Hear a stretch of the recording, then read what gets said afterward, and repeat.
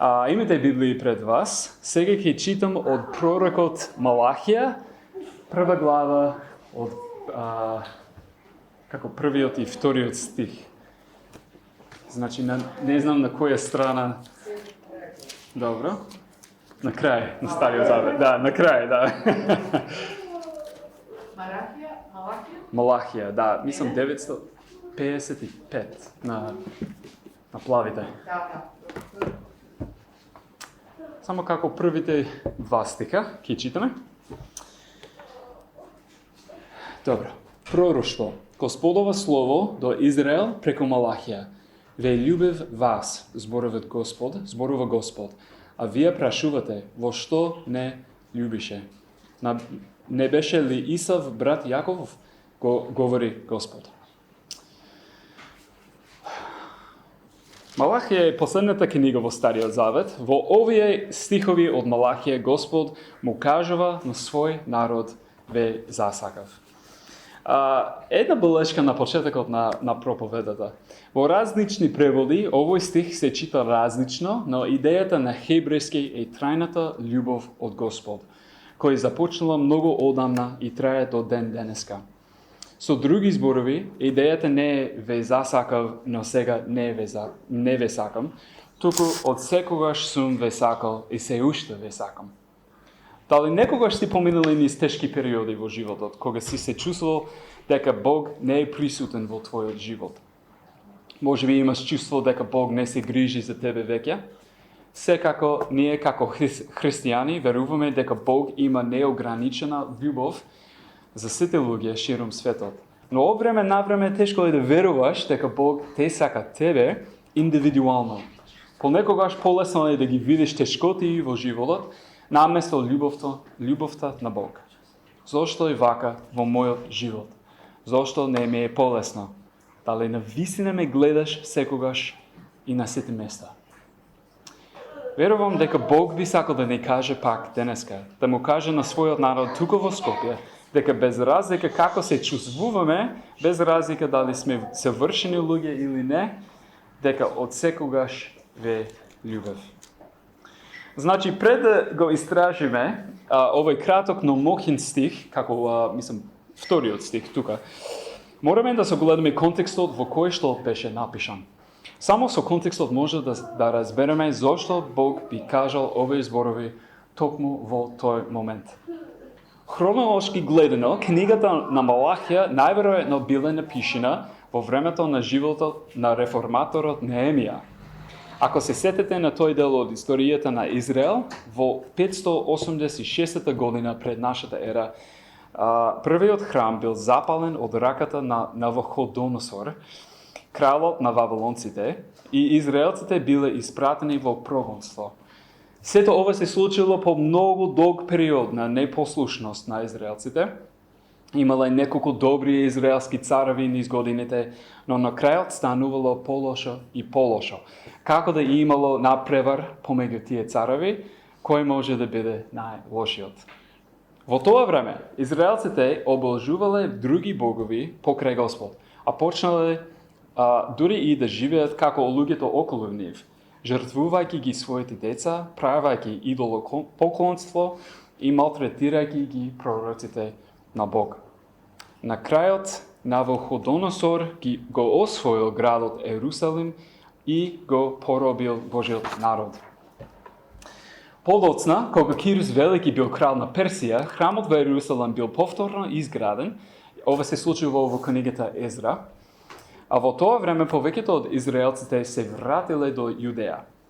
Но градот бил без одбрана, без добри ѕидови или порти.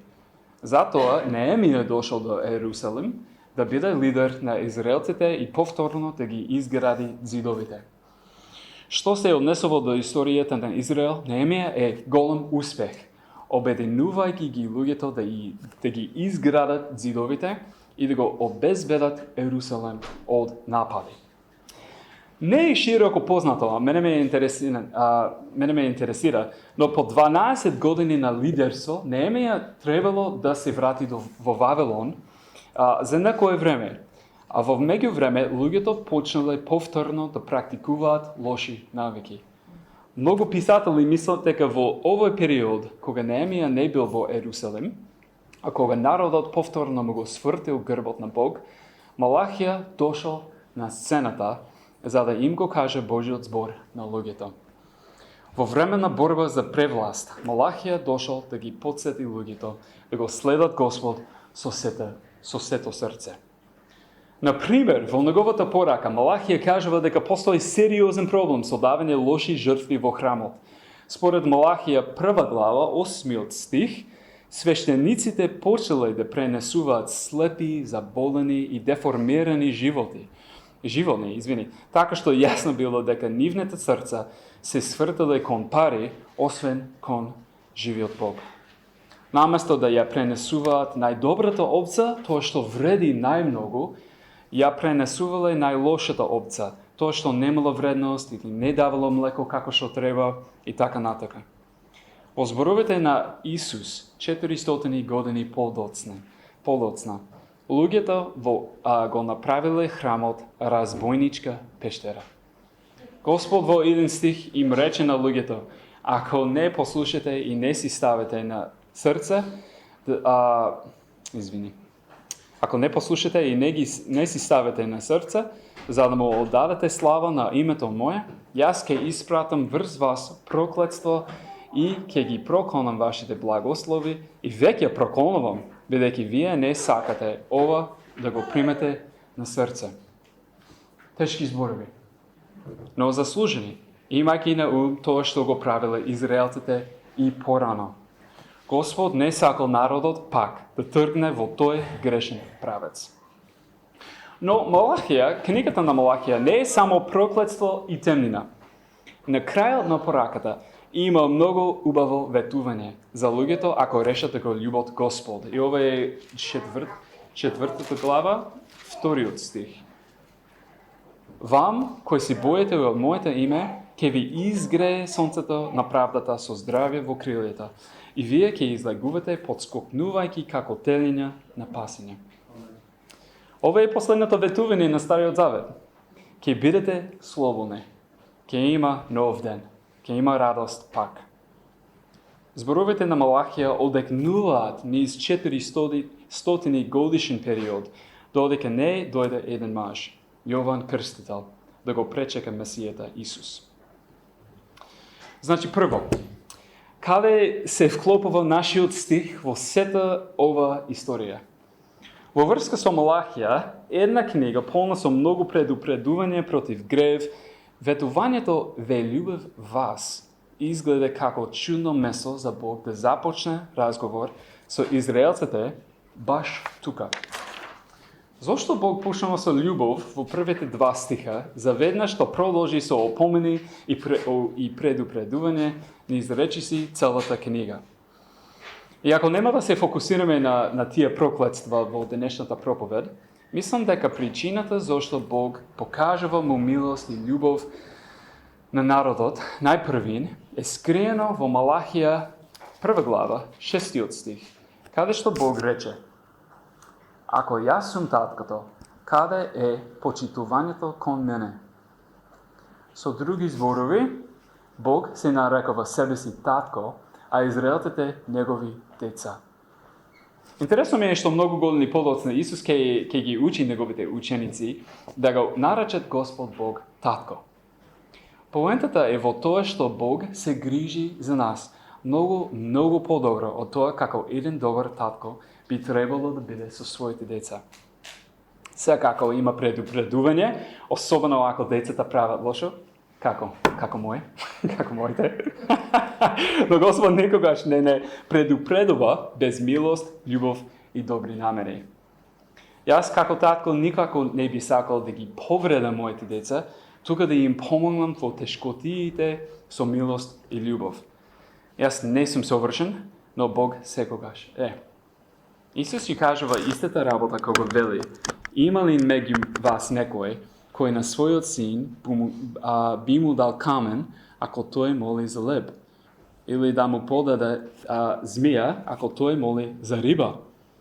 Па кога вие кои што се грешни, знаете да им давате добри подароци на своите деца, колку повеќе и подобро нешто ќе добие од својот небесен татко, оно што ќе го замоли. Преку целиот живот, Бог е секогаш наш добар татко. Се грижи за нас. Размислете за еден момент. Овде во овој стих од Малахија, Бог можел да се наречи себе си најразнично.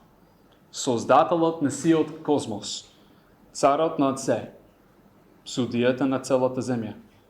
Но татко, тука, малку изнадувачки е.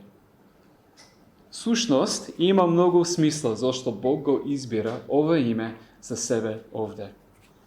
Израелците само што се вратиле од 7-10 годишното прогонство во Вавилон и се почнало да изгледа супер. Нов храм, нови ѕидови, свежа вера. Но сепак, од како се станало супер, народот повторно почнал да се трга од Бог и да се сврти кон идолите. Зашто Бог не им потребен кога има работа, има пари, има удобни живеалишта и така натака. Затоа Бог ги подсетува. Јас сум причината за сето ова. Парите не ве спасија од Вавилон, ниту ве вратија до вашиот дом. Јас го направив ова и никој друг. Затоа јас сум вашиот татко. Но, според мене, мислам, има и подлабока причина за татко тука. Бог никогаш не е далеко од нас. Без оглед на тоа колку тешко е да се разбира, преку искуствата на нашите животи, Бог не повикува да дојдеме поблиско и уште поблиско кон Него. Еден од моите најомилени прашања за да го прашам Бог е: Тато, зашто размислуваш моментално? Ова е како дел на мојата како молитва. Го прашувам тоа и после само седам и слушам. Може би некој стих ќе дојде на памет, но интересно е што многу почесто Бог ќе го насочи моето внимание на нешто друго. Обично на некого друг. Еднаш бев сам во ресторан и додека го чекав јадењето, го прашав Бог: Тато, зашто размислуваш? И одеднаш забележав едно дете и еден татко кој седее крши мене. Не изборува меѓу себе. Детето играше со нови лего коцки, кој најверојатно таткото само што му ги купил. Таткото изгледаше многу уморен и гледаше во својот телефон цело време, не возвраќајќи му ни избор на син му. Наместо да му се лутам, чувствував голема тежина и тага кон двајцата. Зошто беше таткото толку изморен? Како се чувствуваше детето кога татко му не му обрнуваше внимание? Најверојатно, тие се многу обични луѓе, како сите нас на крајот на еден толк ден. Не ги дознав деталите, но Бог ми кажа во тој момент: јас не сум вака, те чекам секогаш. Спремен сум за разговор со тебе. Џон. Прашањето зашто размислуваш е опасно прашање, мислам. Може да вистински го слушаме Божиот повик во нашите животи, но реалната состојба е тоа дека ние можеме како Божји деца да зборуваме со нашиот татко за такви ситни детали во живот и да очекуваме одговор од него. Први Коринтијаните, 2 глава, 16 стих, кажува: Нам ни е даден Христијовиот ум и затоа можеме да ги разбереме овие работи. Не утре, не следниот месец, не на небото, баш сега, каде стоиш, каде седиш. Додека одиш на работа, дори ако не се биле на теолошки факултет, ќе го слушате таткото, зашто како Исус вели, овците на пастирот му го познаваат гласот. Како работи ова слушање на Божиот глас? Не е толку тешко колку што може да изгледа. Никогаш не сум го слушал како вистински глас, но препоставувам дека тоа е нормално, затоа што невидливиот Бог ни зборува на невидливите места на нашето битие. И секако, не го слушам секој пат кога го прашам. Тој е Бог, а јас сум овцата. Но, кога не го слушам Бог, застанувам и размислувам дали има добра причина за оваа тишина. Понекогаш самата тишина може да стане дел на денешниот разговор со Бог, со мојот татко. Може би тишината е време за одмарање што Бог ми го дава. Може би Бог сака јас само да забележам некој друг. Од време на време го прашувам Бог, зошто не слушам нешто од Тебе? Што сакаш јас да забележам? Понекогаш разбирам дека не слушам, бидејќи јас премногу зборувам и не слушам вистински, како што треба. Дали Бог има место во мојот живот за да зборува?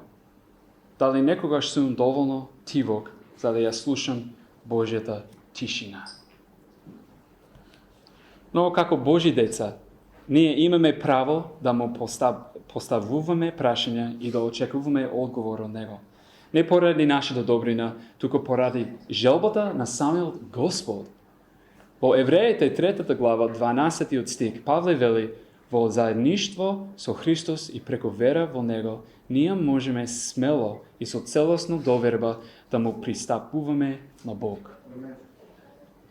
Ако Бог е наш татко, животот со Бог не е тест што мора да го положиш, ниту приемен испит за да влезете во рајот. Кога Исус се крсти и излезе од водата, првото нешто што го слушна беше гласот на неговиот татко, кој рече: "Ова е мојот син, кого го љубам." Замисли го тоа. Исус се уште не направил ништо во својата служба, но Отецот веќе му зборува и му ја кажува својата голема љубов кон него.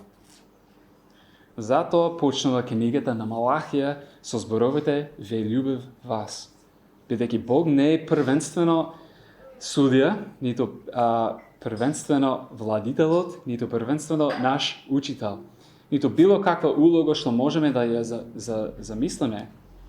Бидејќи не љуби, бидејќи е наш татко, треба да очекуваме интерактивен живот со Бог, нашиот татко. Постојан разговор на љубовта.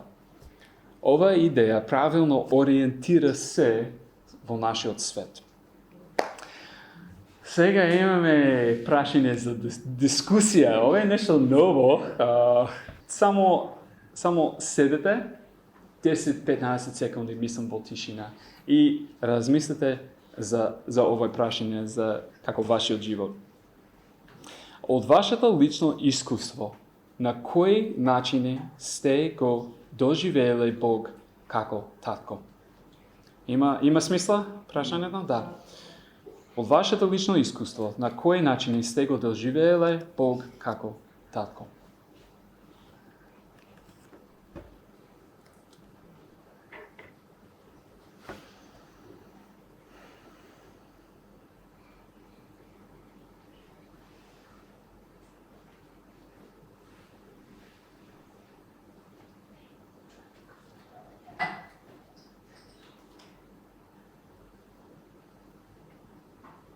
Океј, второ. Тишина е тешко, а? Второ, ве љубев вас, разбирајќи ја Господовата љубов. Следното прашање за овој стих во Малахија е каква љубов има Бог за нас. Интересно ме е колку брзо и сликовито почнува Малахија како гром од ведро небо, без ништо што може да го облече вниманието од неговата порака. Звучната порака на Малахија е инкапсулирана во вториот стих, каде што Бог не троши никакви зборови за да дојде до поентата. Тука нема забуна, ништо нејасно, нема проблеми со преводот, има смисла на кој било јазик. Нејзината топлина не зафаќа без предпазливост. Од секогаш сум ве сакал. Ова е големата приказна за Бог и човештвото, за средбата на небото со земјата. На почетокот Бог не создаде од љубов, притискајќи го својот отпечаток од прст во нас и од тогаш одбива да не пушти. Псалм 145 јасно кажува дека добар е Господ спрема сите И неговите милости се во сите негови дела. И тоа е само еден пасус. Можев да изберам уште 10 други, од Стариот Завет и од Новиот. Секоја друга страница од Стариот Завет капе со символи и изјави за Божјата љубов кон нас. Но што значи Божјата изјава за љубов кон нас? Познати пасуси како 1 Коринтијаните 13 глава ни даваат разбирање за тоа како изгледа љубовта. Оваа информација не упадува на една реалноста. Божјата љубов постојано не гони и се движи кон нас. Пастирскиот цар Давид изјавува: на вистина, твојата добрина и непрекината љубов ќе ме гонат во сите денови на мојот живот. Бог не гони, тој доаѓа по нас. Врските на далечина не се Божја работа. И ако можеби ќе се обидеме да го држиме Бог под рака, неговата желба за нас значи дека ништо во целиот универзум не го одвлекува вниманието од обидот да се допре до нас. То постојано се обидува да се пробие низ сообраќајот на нашите умови за да биде забележен и посакуван. Джулиан од Норвич, што е како англиски писател од 14 век, вели: Бог сака да биде виден, и сака да биде барен, и сака да биде очекуван, и сака да му се верува. Еден наш пријател го опиша Светиот Дух како доста зборелест. Мислам дека ова е соодветно. Бог е подготвен за разговор во секој време. Се разбира, ние често не го препознаваме неговиот глас, а многу луѓе ќе го живеат целиот свој живот и успешно ќе го држат Бог на далечина.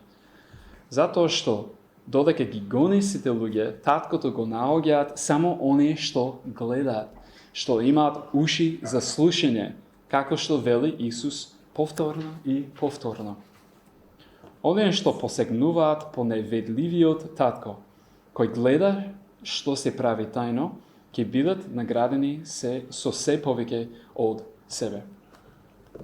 Евреите 11 глава 6 стих го вели ова за Божите интеракции со нас. Оние кои доаѓаат кај Бога треба да веруваат дека Тој постои и дека ги наградува оние што го бараат. А Исус се согласи со ова кога рече: Вашиот небесен татко гледа што правите во тајност и ќе ве награди.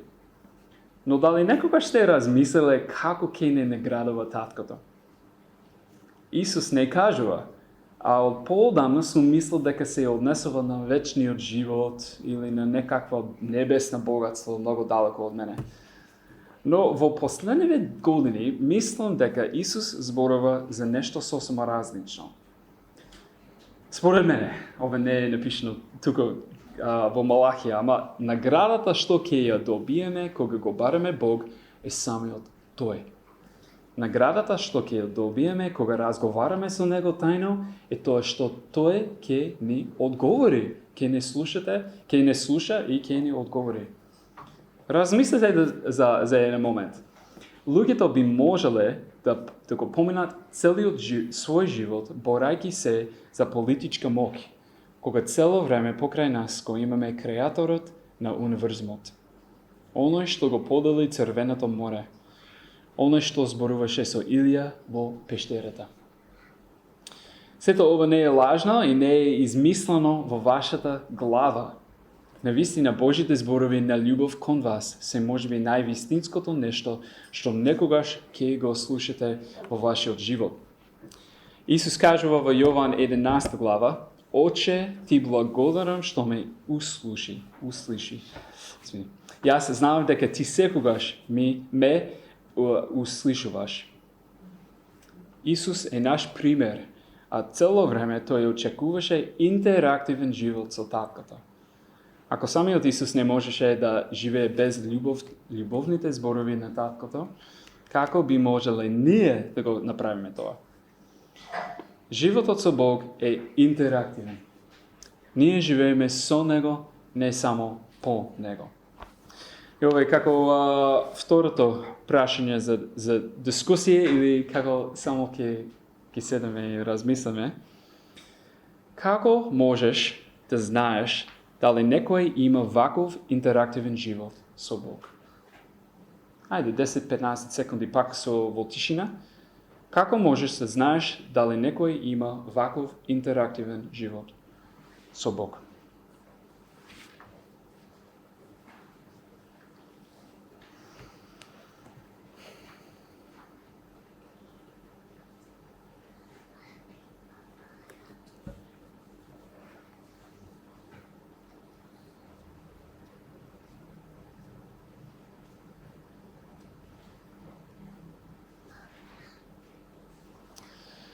Окей, благодарам.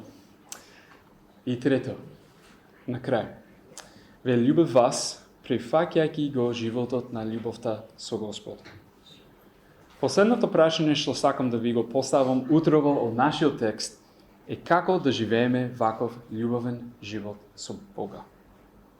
Едно нешто што го научи во изминатите неколку години е дека изјавите од Бог, како ова во Малахија, не е само за наша информација. Тука се покани за да го сакаме Бога. Предходно, кога го читав овој стих, можеби на факултет, кога го читав овој стих, имав тенденција да размислувам само во фактичка смисла. О, да, Бог е љубов, тој се грижи за мене, тој ме познава, тој ми обезбедува. Знаев дека Светото писмо треба да го читаат христијаните, но не сваќа целосно дека Бог ме поканува кај себе. Почнувам да разбирам дека кога Бог, кој е љубов, ми ја изјавува својата љубов, тој е понуда да возвратам на таа љубов. Со него да влезеш во подлабоки води. Тоа е искуство што ни го отвора хоризонтот. На другата страна не чекаат нови можности со него. Кога ќе кажам на жена ми дека ја сакам, не се надевам дека ќе ми каже благодарам Џон за информацијата. Ќе го забележам тоа.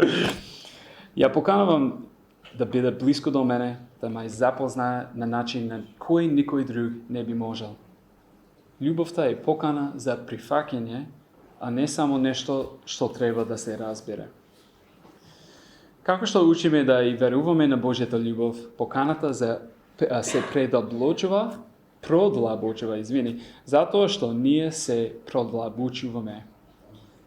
Без љубовта кон Отецот, Синот и Светиот Дух, нашиот духовен живот остануван замрзнат во тундрата на студената теорија. Но љубовта кон Бог значи дека се држиме во чекор со Духот, како што вели Павле. Учиме да танцуваме со Бог наместо само да маршираме по неговите наредби. Како што вели Исус, ние стануваме негови пријатели, а не само слуги. На друг начин, христијанскиот живот започнува и завршува со обажавање на Бога, кој, како што опишува Далас Вилард, еден американски писател, тој вели дека Бог е најрадосното суштество во Вселената. А прекрасното е, без разлика колку радост сте доживееле со Бога во минатото, секогаш има повеќе. Ова не се однесува на нашите околности, тука на едноставно живење во реалноста во која тој од секогаш не сакал.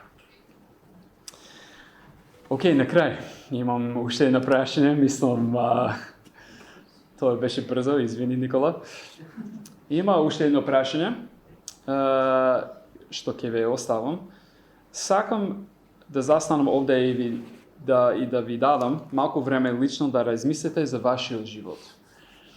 Од овде, одвојте, неколку минути, мислам 1 минута може да биде, и замолете го Бог да ви ја разнеси неговата покана за вас. Што ти вели љубовта на вечниот Бог ова утро? Што ти кажува Бог за неговата љубов за тебе? Ајде, може 1 минута вака и после ќе пееме.